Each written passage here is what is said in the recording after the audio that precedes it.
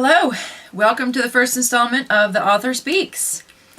I am excited to take this opportunity to answer questions from you, my readers. And since this is the first installment, I figure I'm going to start at the beginning, which is the question I get asked the most about the series I published first, which is the Fated Saga fantasy series. Before I get into that topic, I just want to take a moment to welcome you to this video. I am hoping to do many installments of The Author Speaks, answering your many questions that you send in to me, questions that I absolutely love, and want to encourage you to continue to send them in. If you have questions in regards to the books themselves, my writing style, if you're thinking about publishing a book and you've got a question, I'm more than happy to take any questions. I'm not an expert by any means, but if there's a question I can answer, I'm certainly more than happy to. So let's just get right in on what sparked the idea for the Fated Saga books. How did they become a book series? As with many authors, the books themselves, the storyline, is actually loosely based on my own life experiences. I think that's probably an answer you're going to get from so many authors when they're asked that question, but it is the truth. We write about things we know, things we have personally experienced.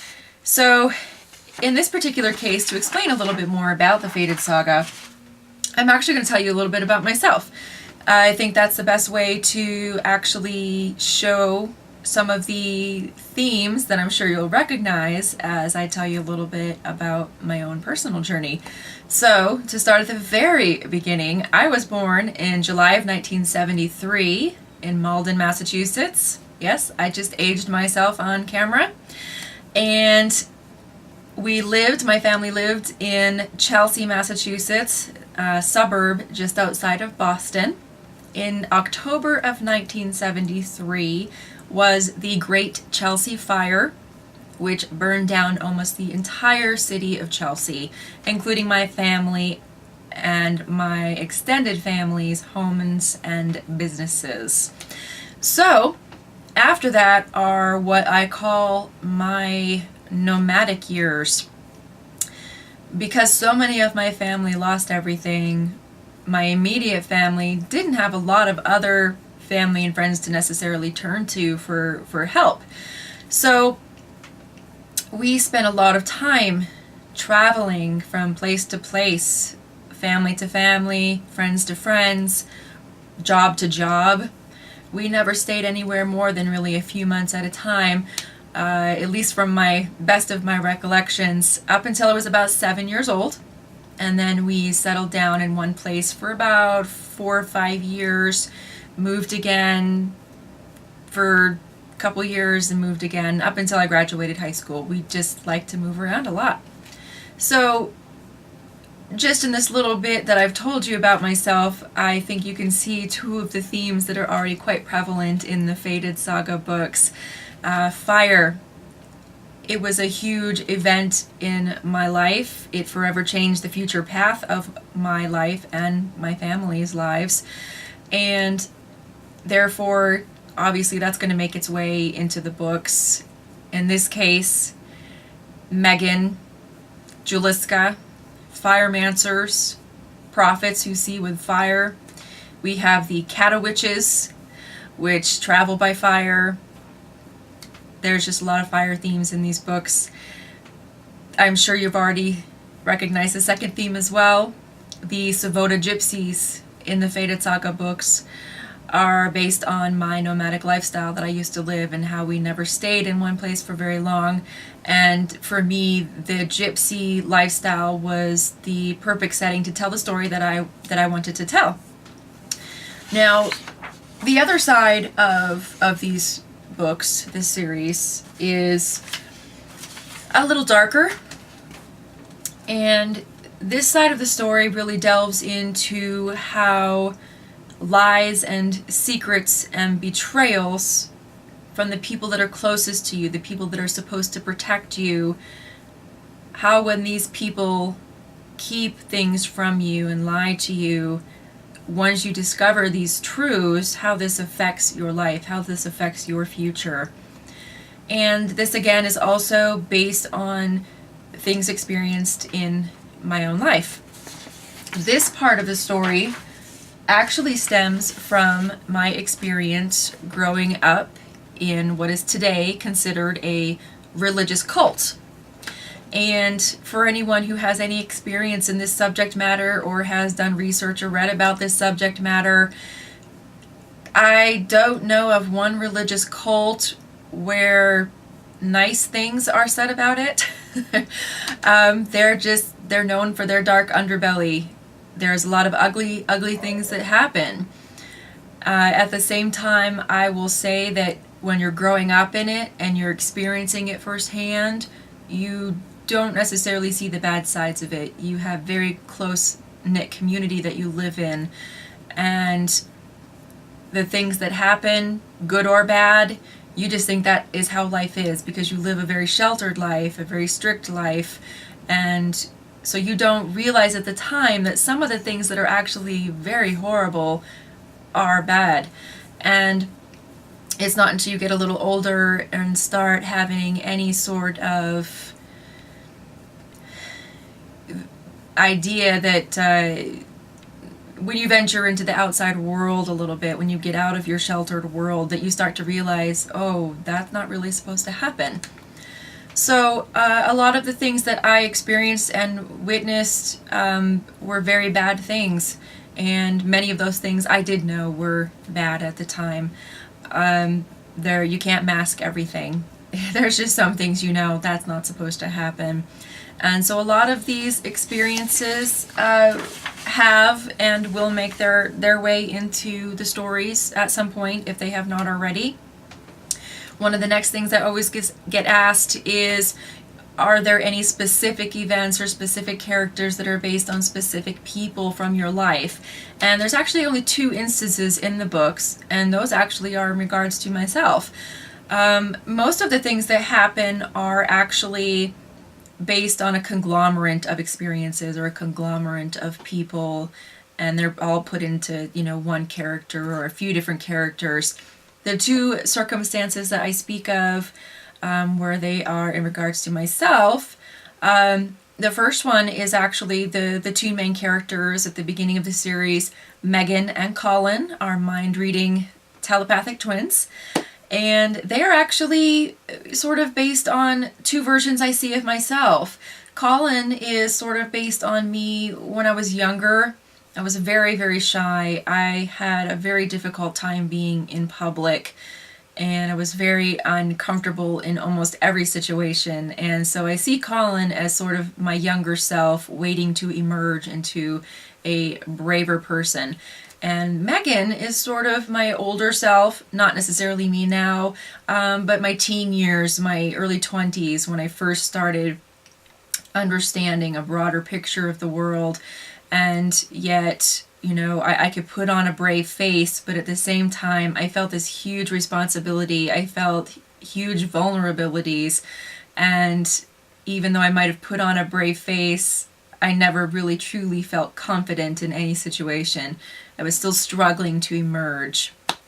So the other circumstance in the books is in book 2, shifting.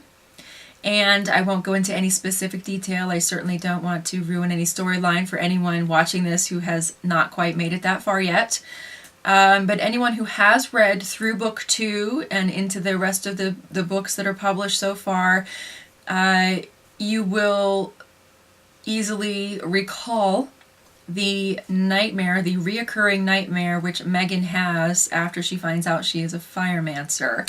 And this nightmare is a nightmare that she has in regards to Jay. That's all I'm going to say. I don't want to go any further into the story plot line there.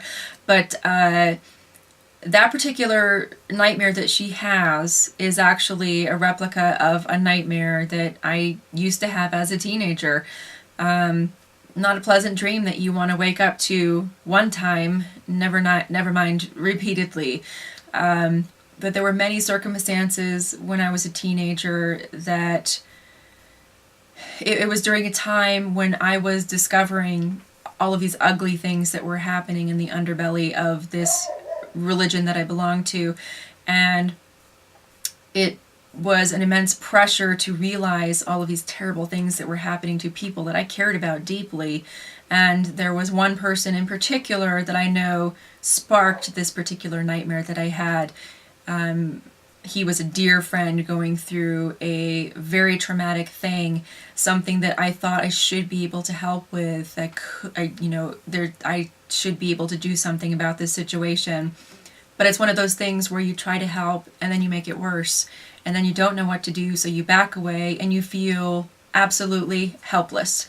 And that's really what that nightmare is all about, is just feeling absolutely helpless. You're always just out of reach. You just can't quite reach this person. You can't quite reach the thing that's going to fix this situation. You're always just out of reach.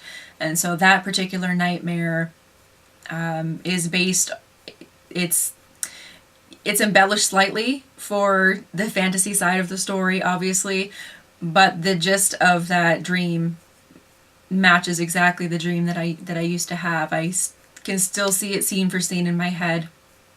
I don't think that's a memory that will ever leave me. The books themselves, how did the story actually turn into a book series? I've always enjoyed writing. I always knew that eventually I would write something. I knew the certain elements that I wanted the story to have.